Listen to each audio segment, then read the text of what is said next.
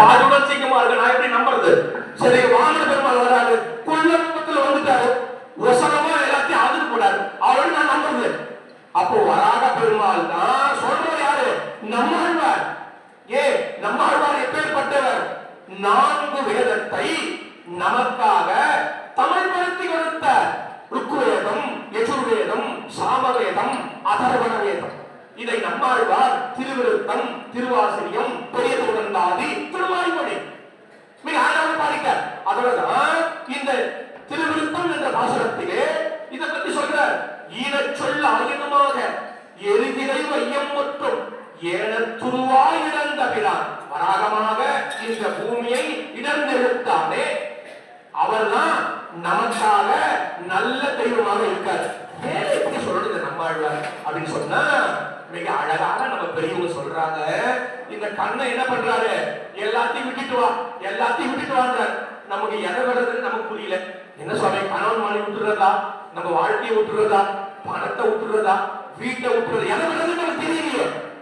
அவரு விட்டுட்டு வாரான்றார். யாரு? கண்ணன். அதான் சர்வ தர்மான் பரித்யஜ்ய மாம் ஏகம் சரணம் ரஜ அப்படின்றார்.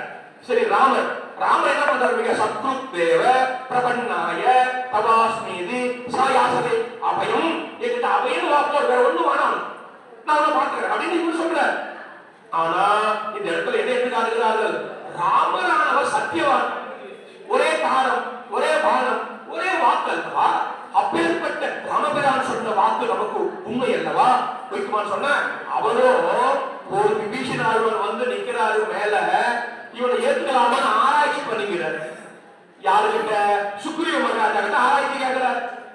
அங்க இருக்க ஆஞ்சநேயர் கிட்ட ஆராய்ச்சி பண்ணி கேட்கிறார். இப்படி ஆராய்ச்சி பண்ணி ஏத்துட்டா என் மனசு தாங்குமா? யார்? விபீஷண ஆழ்வான் சொல்றான், எனக்கு இப்பதான் மனசு நல்லா இருக்குது, பக்தி பண்ண வந்திருக்கிறேன், உடனே ராமன் கிட்ட சொல்லி என்னை ஏற்றுக்கொள் சுக்ரீவா என்று விபீஷணன் சொல்றார். அப்ப இவனை எப்படி நம்புறது? சொல்றவர் யார்? நம்மாழ்வார். சரி, அப்ப நரசிங்கர் எப்படி நம்புறது? பாதி உருவம் மனிதன், பாதி உருவம் மிருகமா இருக்கு. இப்படி இவங்க என்ன?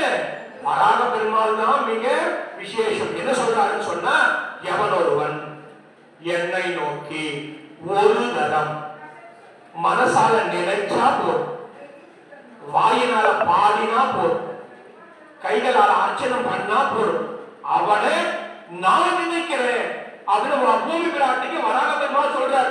அதுதான் ஸ்திதே மனசே அதான் சமஸ்லோகம், வராக சமஸ்லோகம். ஸ்திதே மனசே சுஸ்வஸ்தோ சரீரோ சத்யோ. இந்த சரீரம் இருக்கும் பொழுது, இந்த லோகத்துல இருக்கும் பொழுது என்னை மனசால நினைக்க சொல்.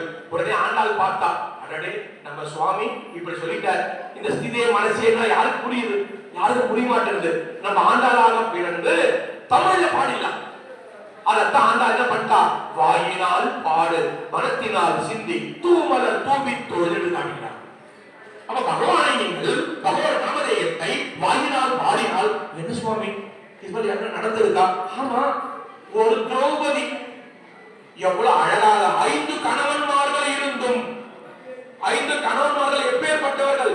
பீமன் எப்பேற்பட்ட பலசாலி, அர்ஜுனன் எப்பேற்பட்ட வீரம்.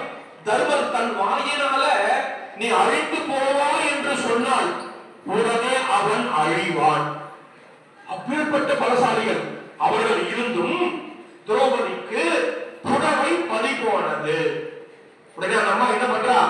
இப்படி வச்சுட்டு பகவானே பகவானே பகவானே கும்பிடுறா. பணம் வந்துதா வர உடனே இப்படி எடுத்து கும்பிடுறான். இதுக்கு பேர் தான் சரணாகதி. அப்ப அந்த அம்மா என்ன சொல்றா? ஜே கங்கு சக்கரபாணி கதாதரா கோவிந்தா அச்சுதா சரணாகதம் சொன்ன உடனே என்ன வந்துதாங்க? புடவை. கரெக்டா சொல்லணும். அப்புறம் உடனே ஞாபகம் அர்த்தம். இப்போ சங்கு சக்கரபாணி கோவிந்தா அச்சுதா சரணாகதா என்று சொன்னாலே சொன்ன உடனே புடவை வந்தது. அப்போ புடவை கொடுத்தோம் நம்ம காப்பாற்ற மாட்டேனா? இதுதான் புறம். அப்ப இதத்தான் நம்மாழ்வார் அந்த பகவானை வராக பெருமாள் தான் இதை நமக்கு உயிரோட்டமா சொல்றார். மனசாலையின் நாமத்தை சொல்லு, கைகளால என்ன அர்ச்சனை பண்ணு, வாயினால என் நாமத்தை பாடு. அது எப்படி?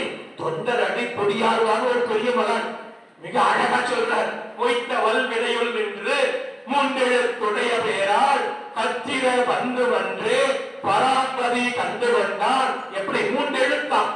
ஒண்ணு இல்ல, கோவிந்தா. இந்த கோவிந்தா நாமத்தை நீங்க சொல்லுங்க. சொன்னதுக்கு அப்புறம் உங்க தலைமையில இடி விழதான் நான் சொல்றேன்.